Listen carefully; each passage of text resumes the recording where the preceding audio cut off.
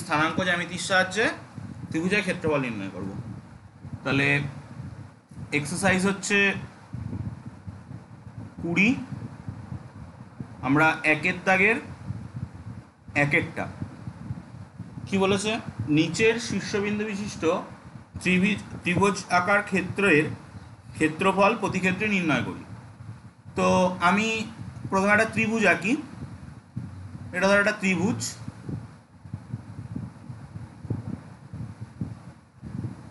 ঠিক আছে। তো এই ত্রিভুজটার ক্ষেত্র, এই ত্রিভুজটার তিনটে বিন্দু, শীর্ষবিন্দু এ বি সি নাম দিলাম। এবার 2,-2, 4,2, -1,3 বসিয়ে দিলাম। তুই দেখতে, বুঝতে, শুনতে সব কিছু পাচ্ছিস তো? রিপ্লাই কর। আচ্ছা, এবার এই ত্রিভুজের ক্ষেত্রফল নির্ণয় করার দুটো প্রসেস আছে বইতে, ঠিক আছে। আমরা একটা প্রসেস দিয়ে শিখবো এবং সেটা সহজ প্রসেস, সেটা ভালো করে বুঝবো। তো দেখ, প্রথম কাজ কি, কালার পেন ইউজ কর। দুটো কালির পেন নে, যদি কাছাকাছি না থাকে পেন্সিল নে। এবং এটা যখন পরীক্ষার সময় করবি তখন কালার পেন দিয়েই করবি, যাতে তোর বুঝতে সুবিধা হয়। তাই বলে আবার লাল কালি আর সবুজ কালি যেন ব্যবহার করে ফেলিস না। তাহলে এবার আমাদের কাজ হচ্ছে এই বিন্দুগুলোকে একটু ফাঁকা ফাঁকা দিয়ে পরপর এখানে লেখা। 2,-2, 4,2, -1,3। আর লেখার সময় মনে রাখবি প্রথমে এ, তারপরে বি, তারপরে সি, এই অর্ডারেই লিখতে হবে, আগে পরে লেখা যাবে না, ঠিক আছে। দেন আমি আবার 2,-2টাকে আরও একবার লিখবো, মানে এ বি সি লেখার পরে প্রথমটাকে আরও একবার লিখবো। এবার কাজ হচ্ছে ত্রিভুজ এ বি সি এর ক্ষেত্রফল কত? হাফ ইন্টু, আচ্ছা এবার দেখ ভালো করে বুঝবি, একটা বড় থার্ড ব্র্যাকেট দিবি, তার মধ্যে একটা ফার্স্ট ব্র্যাকেট শুরু হবে শেষ হবে, মাইনাস ফার্স্ট ব্র্যাকেট শুরু হবে শেষ হবে, থার্ড ব্র্যাকেট শেষ হবে। এই প্যাটার্নটাকে বানিয়ে নিবি। এবার দেখ, আমি এই দুইয়ের সঙ্গে এই দুই গুণ করছি, 2×2 4, 3×4 12, -1 ইন্টু -2 গুণ করলে +2। ওকে, এবার আমি এইটা গুণ করব, 3×2 6, এটা করলে -2, এটা করলে -8। পুরোটা কীভাবে আমি প্যাটার্নটা করলাম বুঝতে পারলি? প্রথমে আমি যে এই যে আকাশি কালার, যেটা নীল, নীল কালি বরাবর গুণ করতে করতে নেমেছি এবং পরপর পেয়েছি। নীল কালি বরাবর গুণ কর, 2×2 4, 3×4 12, -1 ইন্টু -2 +2। তারপরে আমি ভায়োলেট কালার, বেগুনি কালি বরাবর গুণ করতে করতে উপরে উঠেছি, 3×2 6, -2 -8। ক্লিয়ার? দুটোকে দু জায়গায় বসিয়েছি, দুটো কালো কালির ব্র্যাকেটের মধ্যে বসিয়েছি। যে প্যাটার্নে করছি এই প্যাটার্নেই করবি। পারলে কালার পেন ইউজ কর, কাছাকাছি থাকলে, না থাকলে ছুটে পাটে ও উঠে যা, গিয়ে তাড়াতাড়ি কালার পেন ইউজ করে কর, নইলে কিন্তু পরবর্তীতে বুঝতে অসুবিধা হবে। এই পর্যন্ত বুঝতে কোনো অসুবিধা? ওকে, তো এবার এবার নর্মাল ক্যালকুলেশন। তাহলে এটা কত হচ্ছে, 4, 16, 18 মাইনাস, এখানে দেখ 6 আর ওই দুটোকে বিয়োগ করলে 10। আশা করি অসুবিধা নেই। তো কত আসছে দেখ, হাফ 18 মাইনাস, এটা হচ্ছে -4, তাহলে কত আসছে, হাফ 18 + 4, তার মানে হাফ 22, তার মানে 11। তাহলে 11, প্রতিটা অঙ্কের শেষে কিন্তু বর্গ একক কথাটা লিখে দিবি। পুরোটা কমপ্লিট কর, করে এক্ষুনি তুই একের দাগের 2-এর অঙ্কটা এক্ষুনি করবি। ওকে, নে ঝটাপট কর।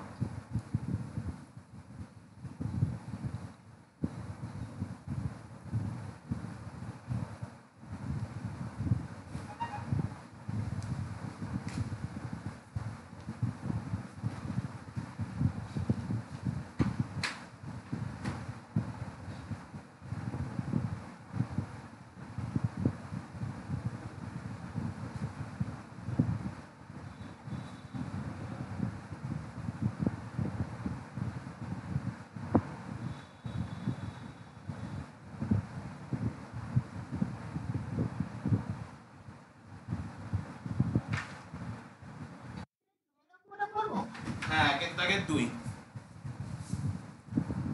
ত্রিভুজ আঁকবি, একই প্যাটার্ন,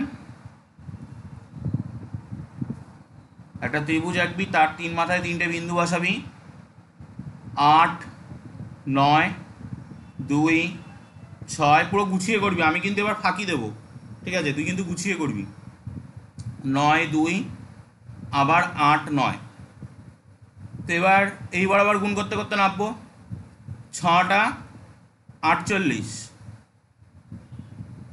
2 দুগুণি 4, 9 81। বইয়ের মধ্যে কিন্তু আরও একটা মেথড আছে, সেই মেথডটা আমরা আমাদের শেখার দরকার নেই, আমরা এই মেথডেই অঙ্ক করব, পরীক্ষার সময় কোনো প্রবলেম হবে না। মাইনাস 8 দুগুণি 16, 6 9 54, 9 দুগুণি 18।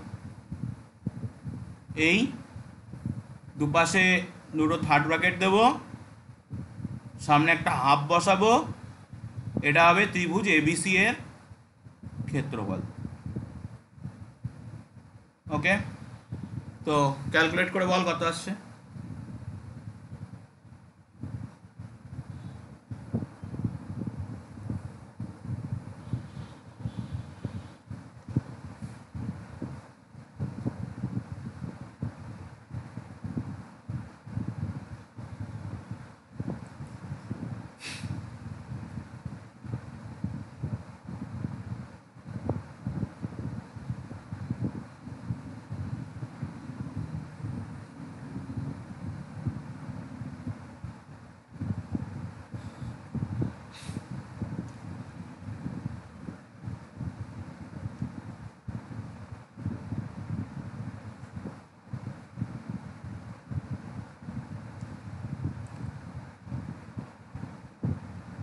কত আসছে?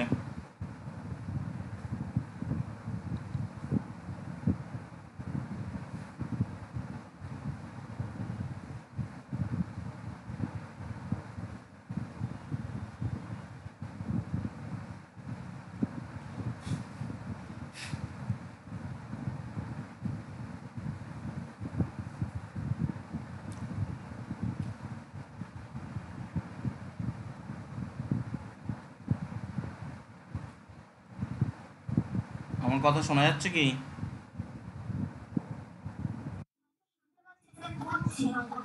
ওকে, করে নে, করে নিয়ে বল।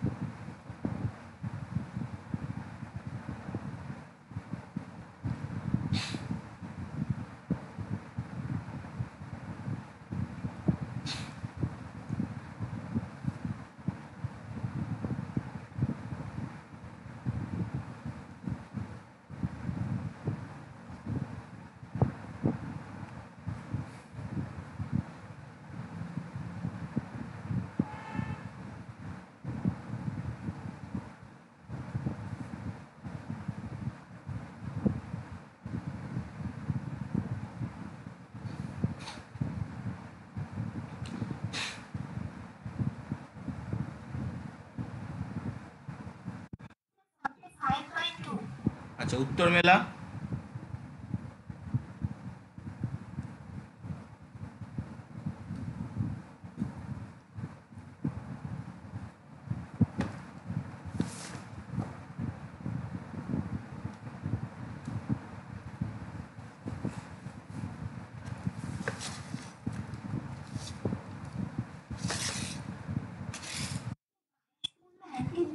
তো ভাগ করে দে।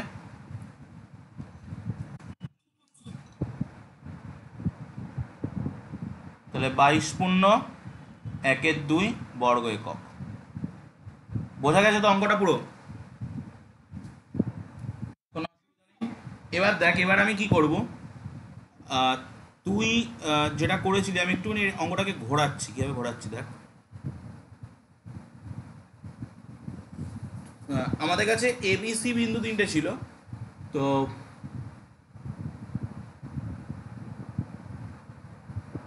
ধর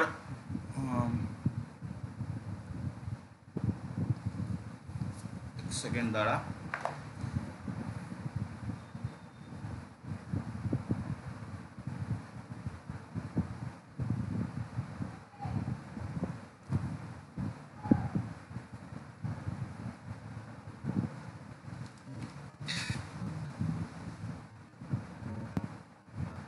এইভাবে ধর আছে।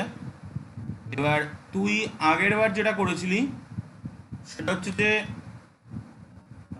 এই জায়গায় এ বসিয়েছিলি, আমি এবার এই জায়গায় সি বসাচ্ছি, সি বি এ মানে উল্টো করে দিলাম, ঠিক আছে? সি কত? 9,2। বি কত? ওই অঙ্কটাই করছি, অন্য একভাবে করছি, একটা জিনিস দেখবো বলে, ঠিক আছে? 8,9। এবার তুই এইভাবে অঙ্কটাকে টোক, 9 2 2 6 8 9 9 2। এবার তুই অঙ্কটাকে কর। তো 6 9 54, 9 দুগুণি 18, 8 দুগুণি 16, এটা মাইনাস 9 9 81 প্লাস 8 দুগুণি এই 6টা 48, 2 দুগুণি 4। তাহলে এইটা এই ত্রিভুজের ক্ষেত্রফল, দুটো ক্ষেত্রফল একই আসার কথা, তাহলে হাফ। এবার এটাকে ক্যালকুলেট করে বল কত আসছে, টোটালটা কমপ্লিট করে বল কত আসছে।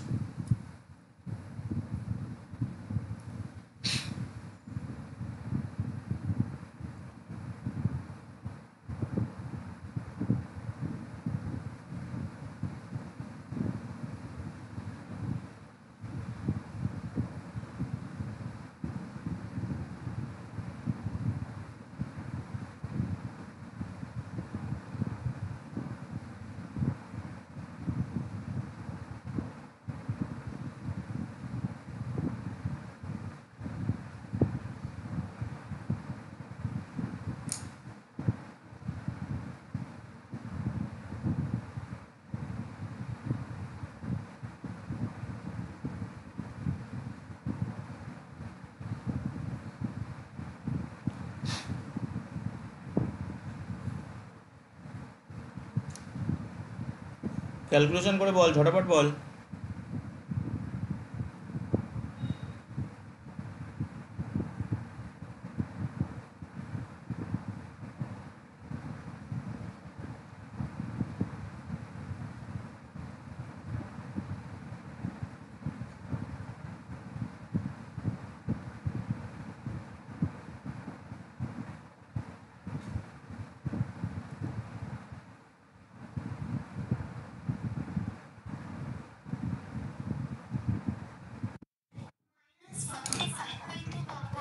তার মানে দেখ এখানে মানে চেঞ্জটা কি হলো, আগেরটায় প্লাস এসছিল, এটা একটা মাইনাস এসছে, এটাই চেঞ্জ। তাহলে -45/2 এসছে। তাহলে কেন এরকম হলো? এইরকম যদি কোনো সময় হয় তোর অঙ্কে, যদি অঙ্ক করলি তোর অঙ্কের উত্তরে মাইনাস চলে আসলো, তখন তুই যেটা করবি সেটা লিখবি যে ক্ষেত্রফল কখনো ঋণাত্মক হতে পারে না, অতএব ত্রিভুজ ABC এর ক্ষেত্রফল হবে 45/2, মানে ওটাকে ভেঙে দিল সেই তোর 22.1/2 বর্গ একক। ওকে, যদি কোনো সময় আমরা ক্ষেত্রফল নির্ণয় করার সময় দেখি যে ক্ষেত্রফল ঋণাত্মক এসছে, তাহলে ওই সাইনটাকে তুলে দেবো। এটা কেন হলো? তুই প্রথমে যে অঙ্কটা করলি সেই অঙ্কটায় তুই কী করেছিলি, একটা ত্রিভুজ নিয়েছিলি, এই ত্রিভুজ, দেন তুই এই ত্রিভুজটার নাম দিলি ধর এ বি সি। এবার প্রথমে তুই যে অর্ডারে বিন্দুগুলোকে নিলি সেটা হলো এই অর্ডার, এ থেকে বিতে এসে সিতে গিয়ে আবার এ, মানে তুই ঘুরলি কোন দিকে, তুই ঘুরলি ঘড়ির কাঁটার বিপরীত দিকে, ঘড়ির কাঁটার বিপরীত দিকে ঘুরলি। তাহলে এখানে অ্যান্টি ক্লক ওয়াইজ ঘুরে তোর ক্ষেত্রফলটা প্লাস এসছে। তার মানে এটা কনফার্ম তুই যদি ক্লক ওয়াইজ ঘুরিস, ঘড়ির কাঁটার দিকে ঘুরিস, তুই সি থেকে বি হয়ে যদি এতে যাস, ক্লক ওয়াইজ যদি তুই ঘুরিস, তাহলে তোর ক্ষেত্রফলটা নেগেটিভ আসবে, এটা কনফার্ম। তা তুই দেখ প্রথমে যখন এ বি সি নিয়েছিলি পরপর সোজা করে অঙ্কটা করলি, তখন তোর উত্তর এসেছিল প্লাস। এবার তুই উল্টো করে করলি, সি বি এ নিয়ে করলি, তোর উত্তর আসলো মাইনাস। পুরো ব্যাপারটা পরিষ্কার। বাট আমরা তো আর পরীক্ষার সময় কোনটা ক্লকওয়াইজ কোনটা অ্যান্টি ক্লকওয়াইজ বুঝতে পারবো না। আমাদেরকে দেখা গেল সি বিন্দুটা আগে দিয়ে দিল, তখন আমার অঙ্কটা ক্লকওয়াইজ হয়ে যাবে, তো সে তো আমরা বুঝতে পারবো না। আমরা অঙ্ক করবো আমাদের মতো, যদি মাইনাস আসে লিখে দেবো যে যেহেতু ক্ষেত্রফল ঋণাত্মক হতে পারে না, তাই এবিসি ত্রিভুজের ক্ষেত্রফল হবে, ওটাকে প্লাস করে দেবো। ব্যাপারটা ক্লিয়ার কিনা বল? ক্লিয়ার হলে একের দাগে 3-এ যাবি। পেজ চেঞ্জ করছি, পুরো মুছে দিচ্ছি কিন্তু। একের দাগে 3, একের দাগে 3-এ শুধু একটাই পার্থক্য আছে, সেটা হচ্ছে একটা মূল বিন্দু দেওয়া আছে, মানে 0 0 দেওয়া আছে। তাই আমি একটা ত্রিভুজ নিলাম, এই ত্রিভুজটার 3টে বিন্দু, এই ত্রিভুজটার 3টে বিন্দু,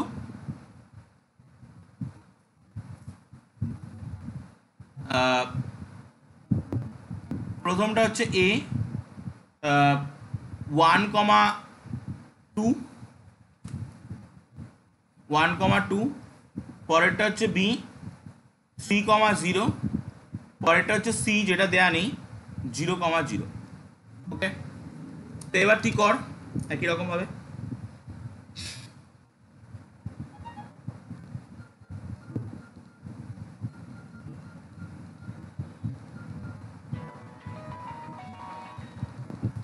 একই রকমভাবে কর,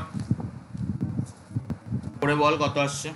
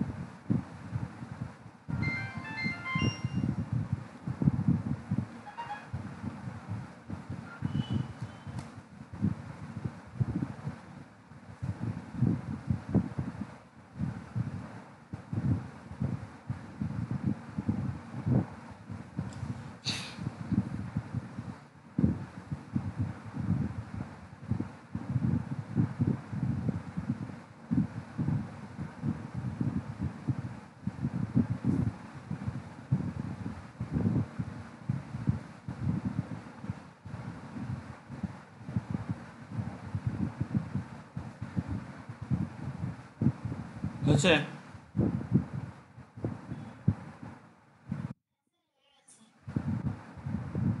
ওকে, তো কত এসছে বল?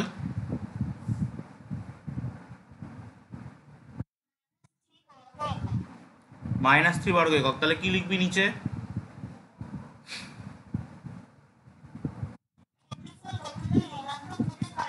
যেহেতু ক্ষেত্রফল কখনো ঋণাত্মক হতে পারে না, তাই ত্রিভুজ এবিসি এর ক্ষেত্রফল হবে 3 বর্গ একক। যেহেতুটা দিবি, উত্তরটা মেলাবি, পরের অঙ্কে হবে।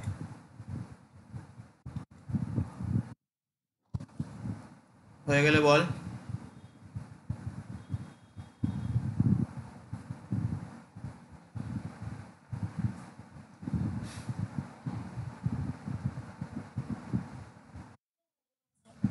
দেখ এবার দেখ, ধর কোন একটা ত্রিভুজ আছে তোর কাছে, আহ, ধর এটা একটা ত্রিভুজ,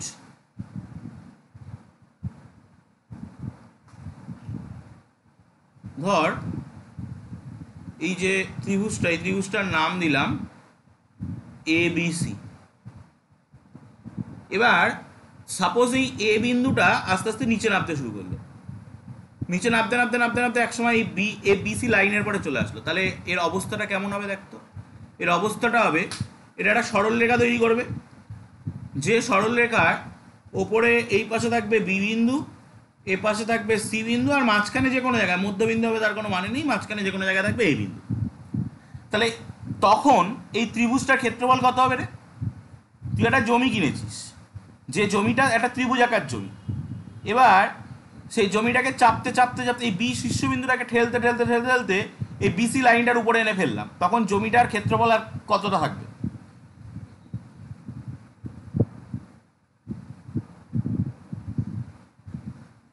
বল? তখন কি আর ক্ষেত্রফল থাকবে কিছু কি? এখানে তো ক্ষেত্রফল এই ভিতরের জায়গাটা, এখানে এই যখন তিনটে বিন্দু এক জায়গায় একটা লাইনের পরে চলে আসছে, এটাকে কি বলে? এটাকে বলে সমরেখ। একই রেখায় থাকাকে সমরেখ বলে। তাহলে যদি তিনটে বিন্দু সমরেখ হয়, তাদের দিয়ে যে ত্রিভুজটা গঠিত হবে, সেই ত্রিভুজের ক্ষেত্রফল কত হবে? 0। পরিষ্কার? এই থিওরির পরে বেস করে কিন্তু আমাদেরকে পরের অঙ্কটা করতে হবে। পরের অঙ্ক দেখ, 2 এর দাগে তিনটে বিন্দু দিয়েছে, তিনটে বিন্দু দিয়ে ত্রিভুজের ক্ষেত্রফল 0 দেখাতে বলে, এই তিনটে বিন্দু দিয়ে বলেছে বিন্দু তিনটে সমরেখ। তার মানে আমরা যদি তর্কের খাতিরে ওই তিনটে বিন্দুকে দিয়ে একটা ত্রিভুজ তৈরিও করি, এই একটা ত্রিভুজ তৈরিও করি, তাহলে ওই ত্রিভুজটার ক্ষেত্রফল কত হবে? 0। তাহলে এ নিলাম 3, -2, বি নিলাম -5, 4, সি নিলাম -1, 1। ওকে, তো এবার তুই ক্যালকুলেশন কর, ত্রিভুজের ক্ষেত্রফল বের কর, বের করে বল 0 আসছে কিনা।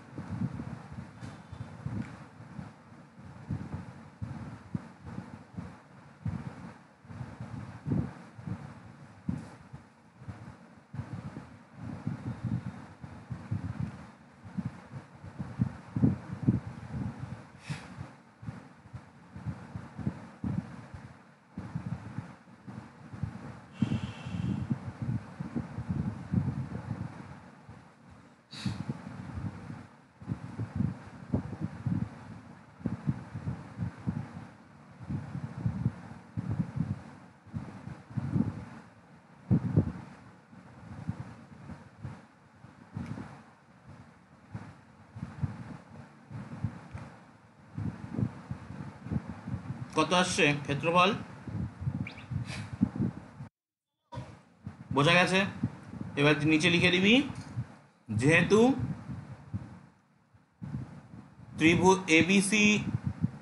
ত্রিভুজ এবিসি এর ক্ষেত্রফল 0,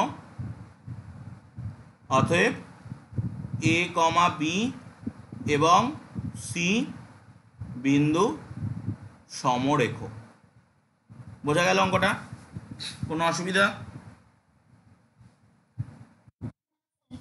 পরের অঙ্ক দেখ, 3টে বিন্দু দিয়েছে, বলেছে যদি একই সরলরেখা থাকে তাহলে কে এর মান নির্ণয় করতে। তাহলে আমরা একই রকম প্যাটার্নে করব। আমরা প্রথমে একটা ত্রিভুজ এঁকে নিই।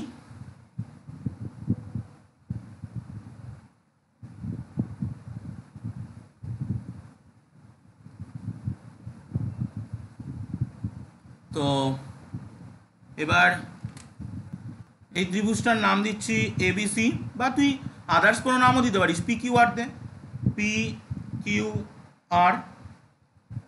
পি বিন্দুটা হচ্ছে 1, -1, কিউ বিন্দুটা হচ্ছে 2, -1, আর এটা হচ্ছে কে, -1। এবার এদের তিনজনকে সমরেখ প্রমাণ কর। যে মানে কি করবি, ত্রিভুজের ক্ষেত্রফল, ত্রিভুজ পি কিউ আর এর ক্ষেত্রফল সমান সমান হাফ অফ, এটাকে বানাতে হবে যে কোন জায়গাটায় করি, এই নিচের দিকে করছি, যে 1 - 1, 2 - 1, কে -1 আর 1 - 1, ঠিক আছে? তো এবার তুই গুণ কর, এটাকে গুণ করলে কত আসছে,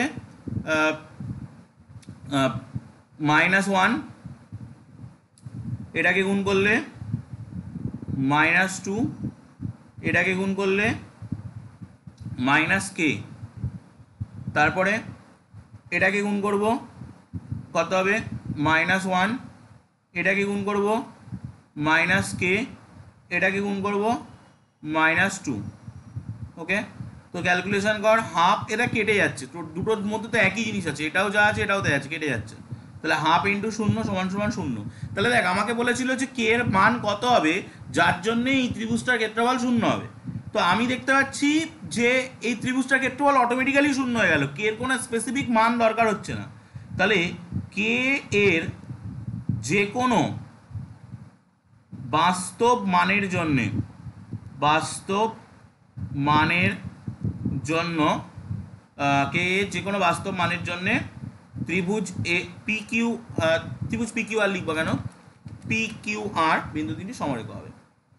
পি কিউ আর বিন্দু তিনটি সমরেখ হবে। ওকে, তো দেখ কোনো জায়গায় কোনো অসুবিধা আছে কিনা, না হলে নেক্সট অঙ্কে যাবো।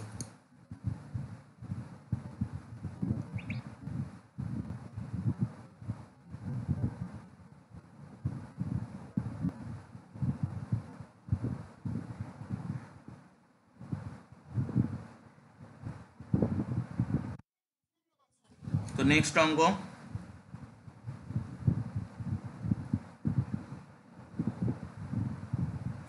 নেক্সট হচ্ছে বলেছে যে প্রমাণ করি এই দুটো বিন্দুর সংযোগ সরলরেখা মূল বিন্দুগামী। তাহলে দুটো বিন্দুর সংযোগ সরলরেখাটা, সরলরেখা আছে, এই সরলরেখাটা দুটো বিন্দু আমি নাম দিচ্ছি এ, যে বিন্দুটা হচ্ছে এ বিন্দুটা হচ্ছে ধর ওই যে 1, 2, আর বি বিন্দুটা হচ্ছে এক সেকেন্ড, বি বিন্দুটা হচ্ছে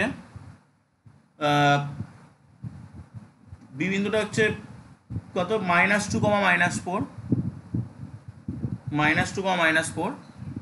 এবার এর মধ্যে কোনো জায়গায় একটা, মানে এই দুটো বিন্দু সংযোগ সরলরেখা ও মূল বিন্দুগামী, তো এটার নাম দিলাম ও 0, 0। তাহলে এবার তোকে কি করতে হবে, তোকে এই তিনটে বিন্দু সংযোগ সরলরেখাকে মূল বিন্দুগামী দেখানো মানে এটাকে সমরেখা দেখানো। তাহলে তুই এই তিনটে দিয়ে ত্রিভুজের ক্ষেত্রফল 0 প্রমাণ কর। 1, 2, 0, 0, -2, -4, 1, 2। চল, এটা নিয়ে ত্রিভুজের ক্ষেত্রফল বানিয়ে দেখা, এটা 0 আসছে।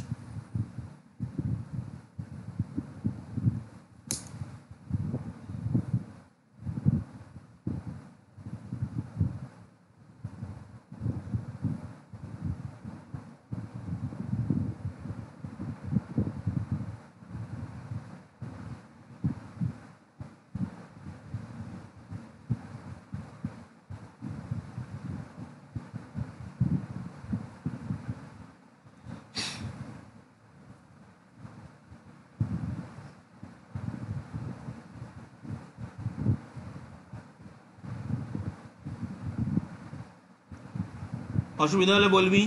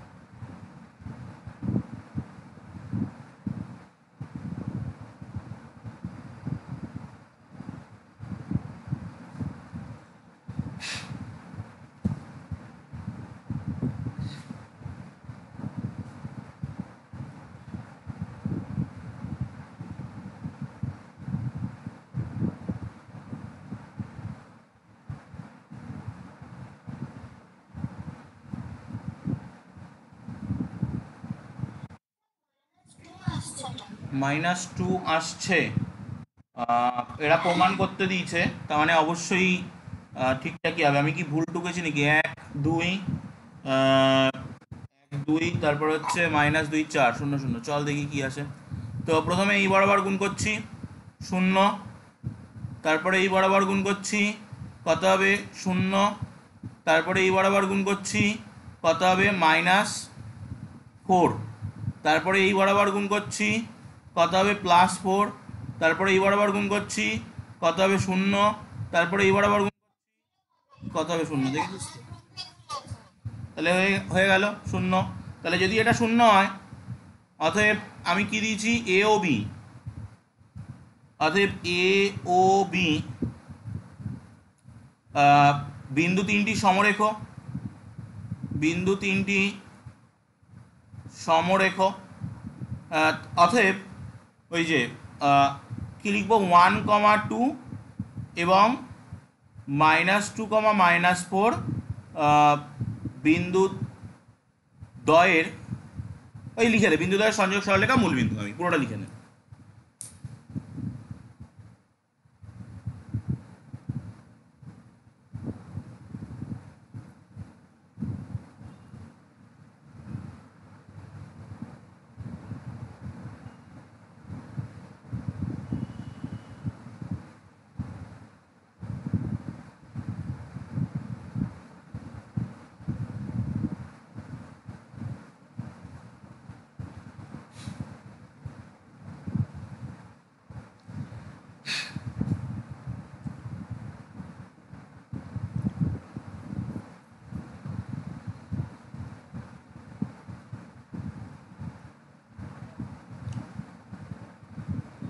হয়ে গেলে বলবি।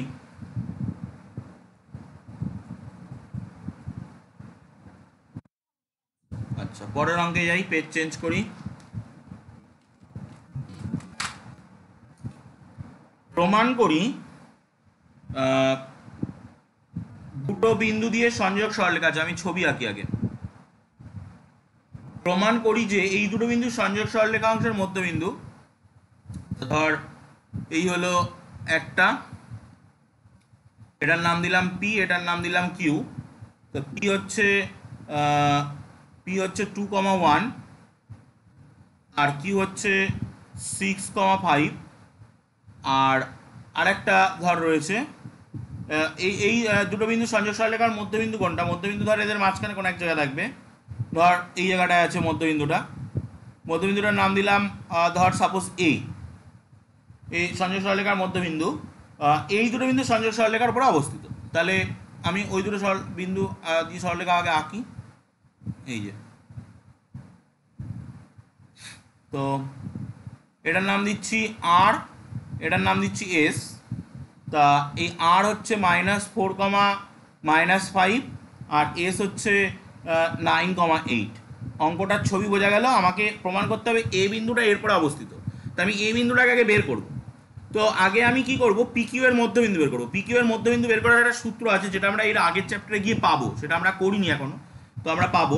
আম, আহ, তো আমরা কি পাচ্ছি, যে অতএব পিকিউ এর মধ্যবিন্দু দুই, ওই দুটোকে যোগ করতে হবে, মানে এই দুইয়ের সঙ্গে এই 6 যোগ বাই 2, আর এই 1-এর সঙ্গে এই 5 যোগ, এটা আমরা আগের চ্যাপ্টারে পাবো, যখন এর আগের চ্যাপ্টার করবো। 1 প্লাস 5/2, তাহলে কত আসছে দেখ, 8/2 প্লাস 6, প্লাস নয় কমা, 6/2।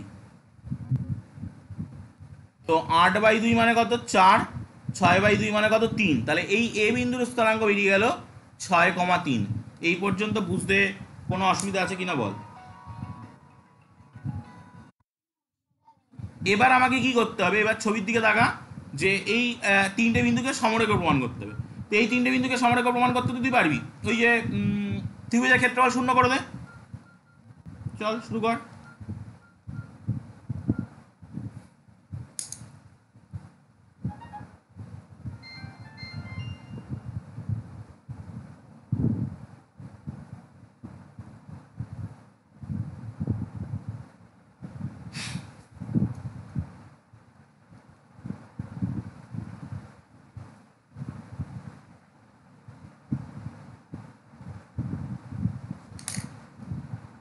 ঝটাপট করে ফেল, কোনো অসুবিধা হলে বল।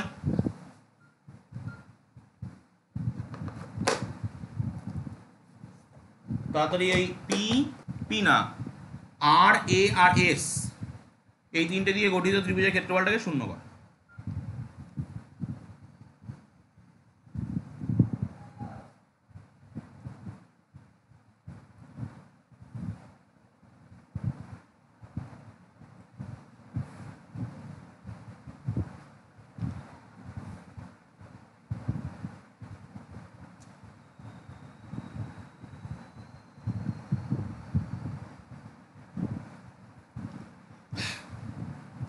হয়ে গেলে বলবি, না হলেও বলবি।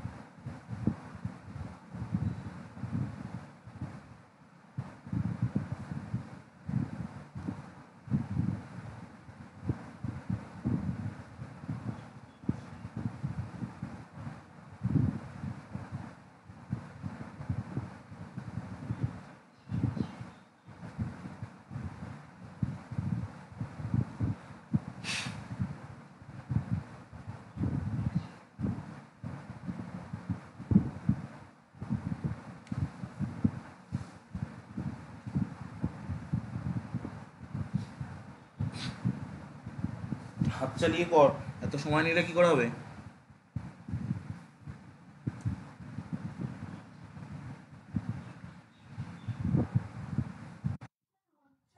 হচ্ছে না কেন, হবে না কেন, দেখ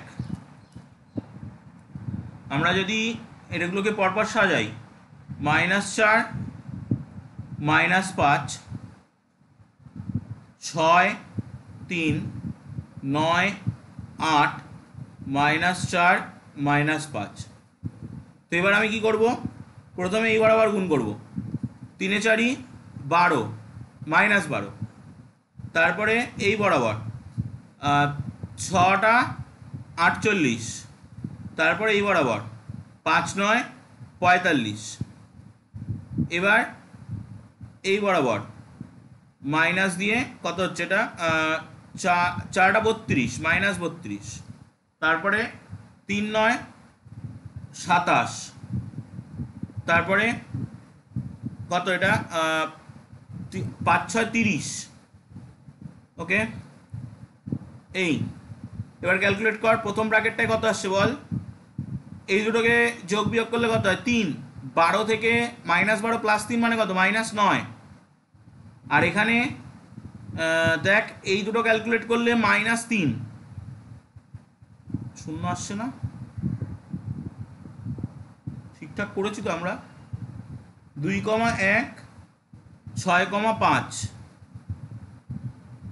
2,1 6,5-এর সংযোগ সরলরেখার মধ্যবিন্দু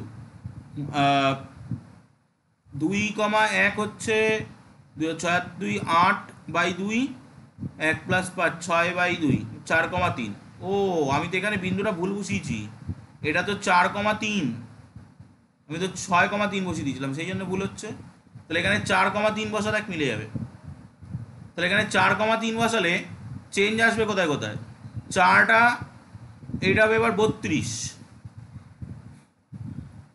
4টা 32, এই একটা চেঞ্জ আসবে, আর একটা চেঞ্জ আসবে এইখানে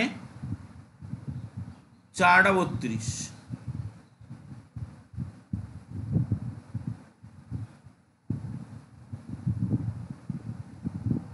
ঠিকঠাক বলছি তো? চল এই পোর্শনটা নতুন করে করি।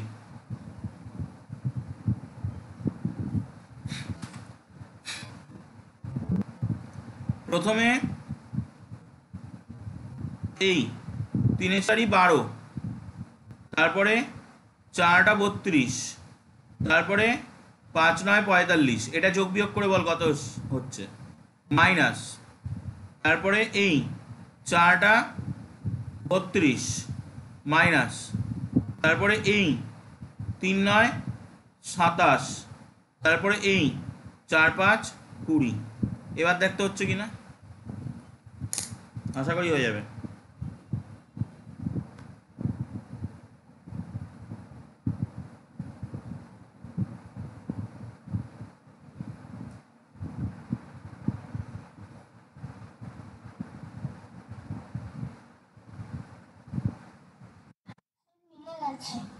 ঠিক আছে, তাহলে কোনো অসুবিধা নেই। এবার পরের অঙ্কগুলোর সঙ্গে এই অঙ্কটার পার্থক্য কি বলতো?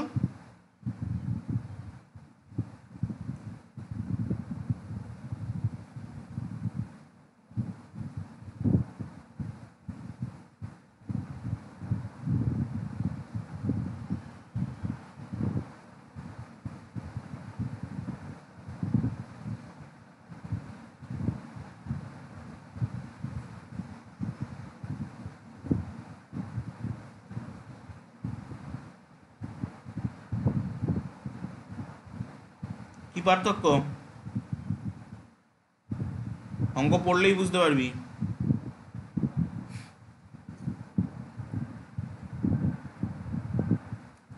পরের অঙ্কগুলো কি করতে দিয়েছে?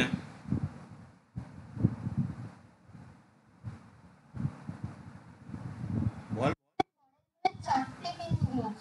প্রশ্নটা পড় তাহলেই বুঝতে পারবি।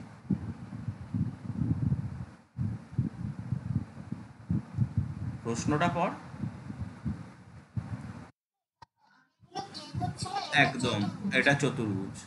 তাহলে আমরা একটা চতুর্ভুজ নিলাম, প্যাটার্ন 1, ABCD নাম দিলাম যে কোনো চতুর্ভুজ নিয়ে, এ বিন্দুটা হচ্ছে 1,1, বি বিন্দুটা হচ্ছে 3,4, সি বিন্দুটা হচ্ছে 5,-2, ডি বিন্দুটা হচ্ছে 4,-7। ওকে, এবার আমাদেরকে এই বিন্দু চারটে দিয়ে গঠিত চতুর্ভুজের ক্ষেত্রফল নির্ণয় করতে হবে, একই প্যাটার্নে করবো, ঠিক আছে? তো আমি প্রথমে বিন্দুগুলোকে লম্বায় লিখে নিই, 1 1 3 4 5 -2 4 -7, দেন আবার 1 1 কে লিখবো। ওকে, তো এবার এই চতুর্ভুজের ক্ষেত্রফলের সূত্র কি, ওই একই প্যাটার্নে আসবে, ABCD চতুর্ভুজের ক্ষেত্রফল সূত্র হচ্ছে হাফ, এবার গুণ কর, 4 1 কে 4, -6, 5 7 35, 4 1 4 মাইনাস -7, তারপরে কত হচ্ছে 4 দুগুণি -8, তারপরে 4 5 20, তারপরে +3। পুরোটা ক্যালকুলেট কর আগের বারের মতো করে উত্তর মেলা এবং আমায় বল।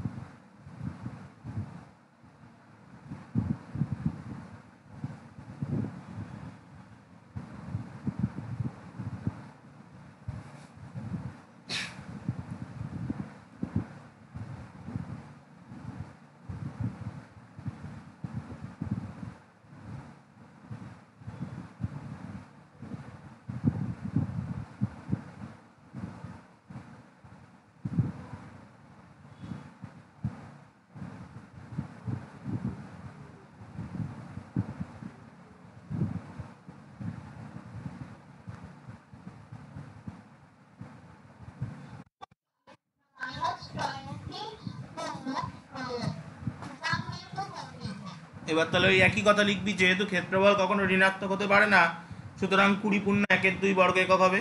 এবার তুই আগে উত্তর মেলা, উত্তর মিলেছে কিনা। তাহলে এবার পরের অঙ্কটা শুরু কর, 6-2, একই প্যাটার্ন। এই নিয়মটা একটা জিনিসের মতো দেখতে, বলতো কিসের মতো দেখতে? এই যে কোনাকুনি কোনাকুনি, এটা কোথায় দেখা যায় বলতো?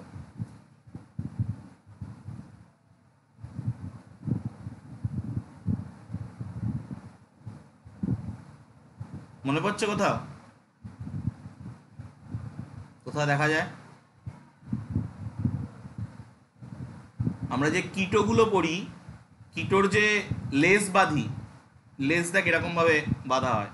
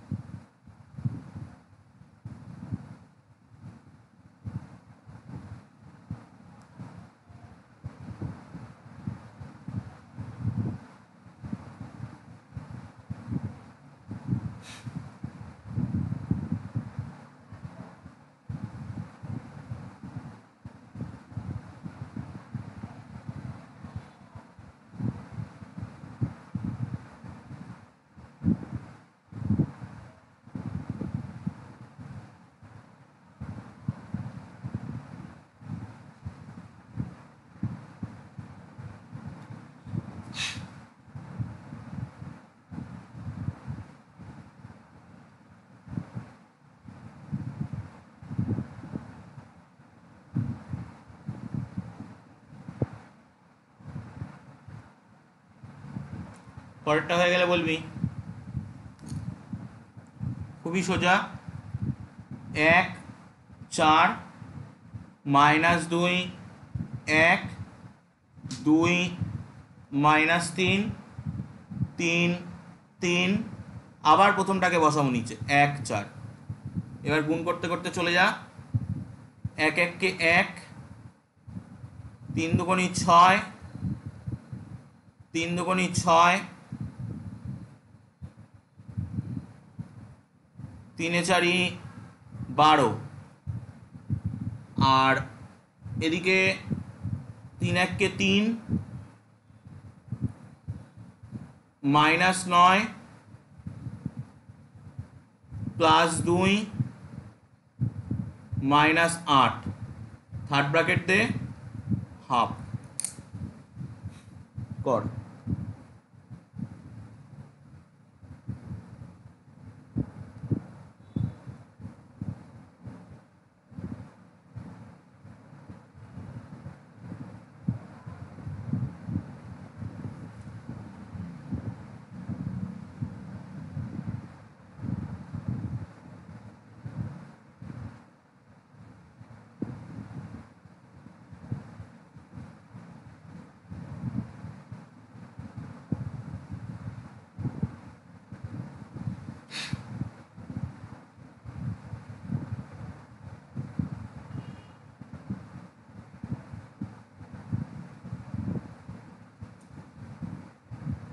হয়ে গেলে বলবি, উত্তর মেলাবি, উত্তর উত্তর মিলে গেছে। চল তাহলে পরের অঙ্ক, পেজ চেঞ্জ করি। বোঝা যাচ্ছে তো নাকি বোঝা যাচ্ছে না? আচ্ছা, পরের অঙ্ক কি বলেছে যে এবিসি 3টে বিন্দু দিয়ে দিয়েছে। তাহলে এই হলো ত্রিভুজটা, ঠিক আছে। তো এবার আমি এটাকে এ, এটাকে বি, এটাকে সি দিলাম, নাম দিলাম 3,4 -4,3 8, -6। প্রথমে বলেছে এবিসি ত্রিভুজাকার ক্ষেত্রে ক্ষেত্রফল নির্ণয় করো, তারপরে আরেকটা বলেছে সেটা পরে করব। তুই আগে প্রথমে এই যা শিখলি এবিসি ত্রিভুজের ক্ষেত্রফল নির্ণয় করতে পারবি, চল করে ফেল ঝটাপট। 3, 4 -4 3 8 -6 3 4। তো ঝটাপট গুণ কর, 3 3 9, 4 6 24, 4 32, এই আর এদিকে 3 6 18 মাইনাস হবে, এদিকে এটা কত হবে 3 8 24, এটা কত হবে 4 4 16। এই ক্যালকুলেট করলে তো ত্রিভুজের ক্ষেত্রফল বেরিয়ে যাবে। ত্রিভুজের ক্ষেত্রফল বের করে ফেল।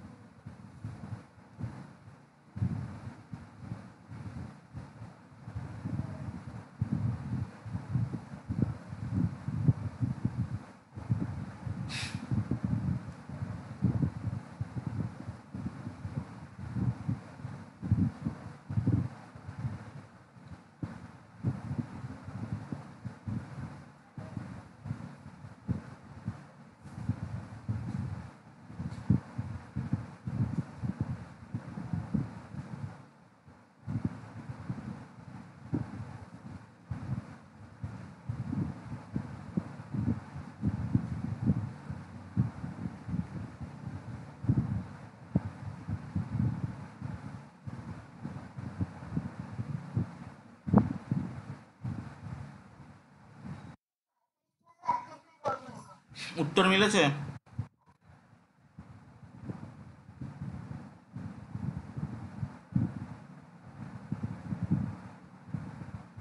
প্রথম উত্তর, দুটো উত্তর আছে কিন্তু। ওই তো 37.1 1 2 মানে 1/2 0.5। তুই ওটাকে পূর্ণ ভগ্নাংশে নিয়ে গেছিস, ওটা দশমিকে নিয়ে গেছে, ঠিক আছে, কোনো অসুবিধা নেই। তাহলে এবার আমরা আরেকটা ওই অঙ্কটার সাথে আরেকটা অঙ্ক রয়েছে, যে এ বিন্দু থেকে বিসি এর ওপরে অঙ্কিত লম্ব। তাহলে তুই এ বিন্দু থেকে বিসির পরে যদি লম্ব অঙ্কন করিস, এই হবে লম্ব। এই এই লম্বটার দৈর্ঘ্য নির্ণয় করতে হবে। তা আমি এই লম্বটার পাদবিন্দুর নাম দিচ্ছি ডি। তাহলে এবার দেখ, যে কোনো একটা ত্রিভুজের জেনারেল ক্ষেত্রফলের সূত্র কি? হাফ ইন্টু ভূমি ইন্টু উচ্চতা।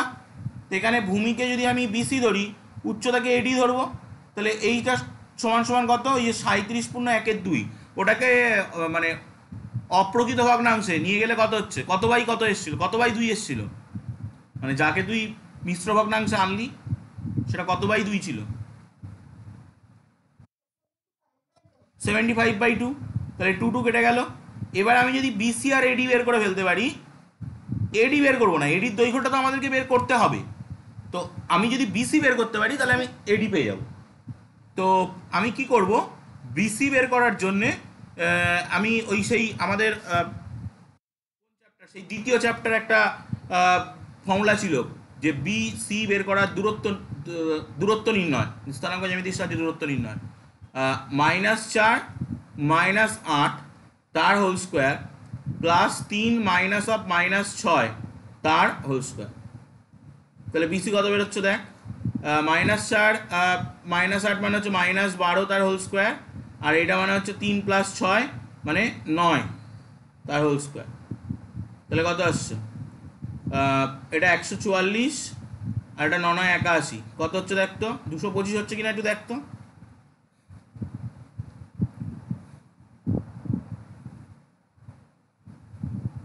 $225 হচ্ছে কিনা বল।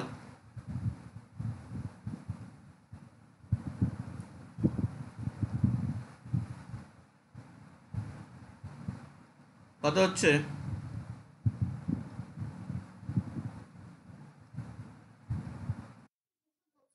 তাহলে এটা 225 মানে 15 একক। তাহলে এটা বসিয়ে দে এখানে, 15, তাহলে দেখ এডি চলে আসছে 5 15 75, 5 একক। তাহলে লম্ব দূরত্বটা বেরিয়ে গেল 5 একক। দেখ কোনো অসুবিধা আছে কিনা,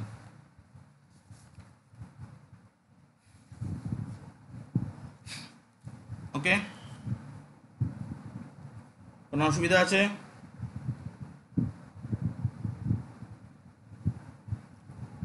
না থাকলে টুকানে।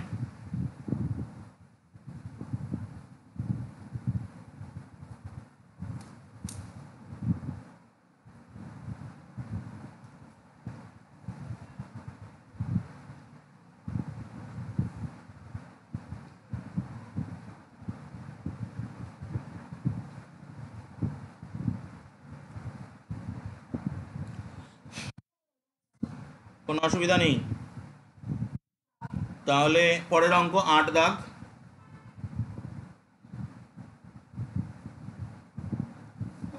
8 দাগ বলছে এবিসি ত্রিভুজের এ বিন্দুর স্থানাঙ্ক দিয়ে দিয়েছে, ত্রিভুজটার ভর কেন্দ্র দিয়ে দিয়েছে। আচ্ছা চল আমাদের আগে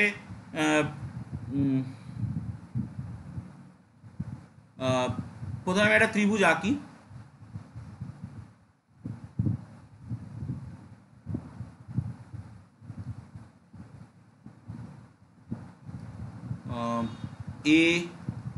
এ হচ্ছে এ দিয়ে দিয়েছে দেখ 2,5, আর বিসি দেয়নি কিন্তু।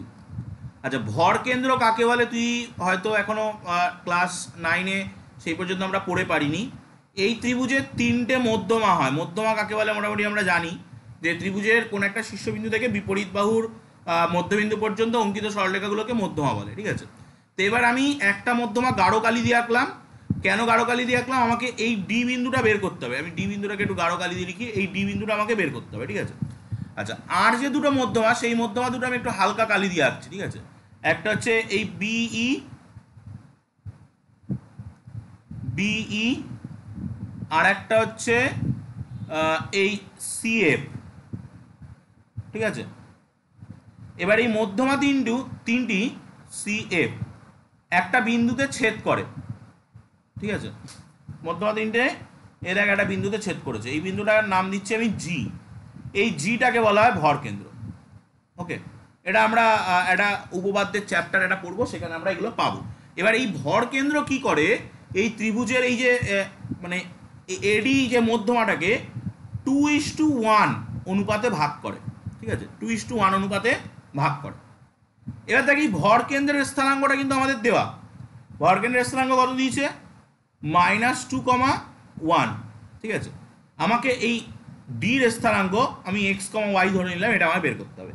তা এটাও আগের চ্যাপ্টার, এই চ্যাপ্টারের ঠিক আগে যে চ্যাপ্টারটা আছে সেই চ্যাপ্টারের সূত্র। সেই চ্যাপ্টারে একটা সূত্র আছে অন্তর্বিভক্তের সূত্রটা আমরা একটু দেখে নিই। যে ধর তোর কাছে দুটো বিন্দুর সংযোগ সরলরেখা আছে, এই বিন্দুটার নাম হলো x1 y1 আর এই বিন্দুটার নাম হলো x2 y2।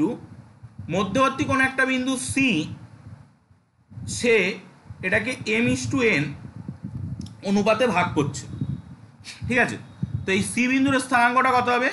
সি বিন্দুর স্থানাঙ্কটা হবে যে এম, এই এম এর সঙ্গে এই x2 গুণ mx2 plus nx1, mx2 plus nx1 by m plus n, ঠিক আছে, বুঝতে পারলাম তো? এইটার সঙ্গে এটা গুণ আর এটার সঙ্গে এটা গুণ, কোনাকুনি গুণের মতো কিন্তু, ঠিক আছে, একই রকম। এটার সঙ্গে y2 গুণ n এর সঙ্গে y1 গুণ, তাহলে কত হবে সেই গুণটা করলে? m y2 plus n y1 by m plus n। এটা এই হচ্ছে মধ্যবিন্দুর সূত্র। তাহলে এবার আমরা এই সূত্রটাকে অ্যাপ্লাই করব এ আর ডির পরে 2:1। তাহলে কত হবে দেখ, 2 into x plus 1 into 2 by 2 plus 1, এটা করলে কি বেরোবে? এই -2 বেরোবে। আর আরেকটা হচ্ছে 2 into y plus 1 into 5 by 2 plus 1, এটা করলে কত বেরোবে? এই ভরকেন্দ্রের এই 1 বেরোবে। বল এই পর্যন্ত কি বুঝতে অসুবিধা আছে?